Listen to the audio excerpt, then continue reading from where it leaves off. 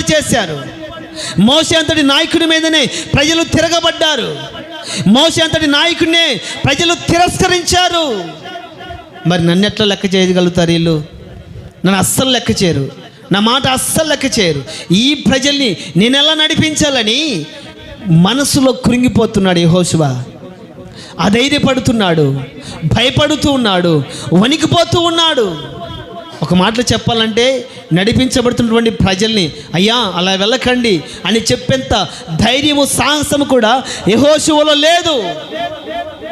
ఎందుకంటే ఎక్కడ అలుగుతారో, ఎక్కడ తిరగబడతారో, ఎక్కడ తిరస్కరిస్తారో, ఎక్కడ అవమానకరంగా మాట్లాడతారో అని తెలియని భయం.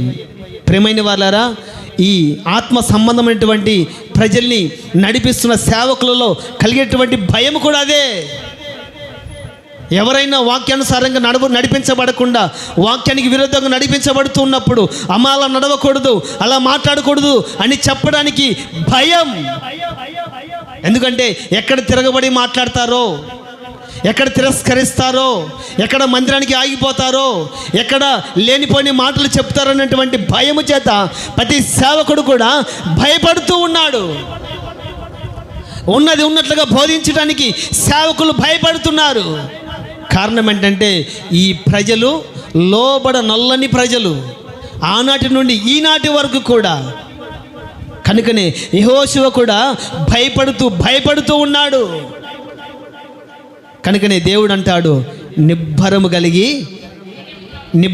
కలిగి ధైర్యంగా ఉండు, నేను నీకు తోడై ఉన్నాను. Praise the lord. Hallelujah, hallelujah. నిబ్బరం కలిగి ధైర్యంగా ఉండు, నేను నీకు తోడై ఉన్నాను, నిన్ను విడువను ఎడబాయను.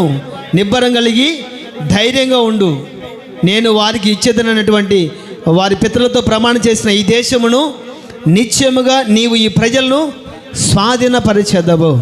కాబట్టి ప్రియమైన వాళ్ళరా, యెహోషువ భయపడుతున్నప్పుడు దేవుడు అతనికి ధైర్యం ఇచ్చినట్లుగా మనం చూస్తాం.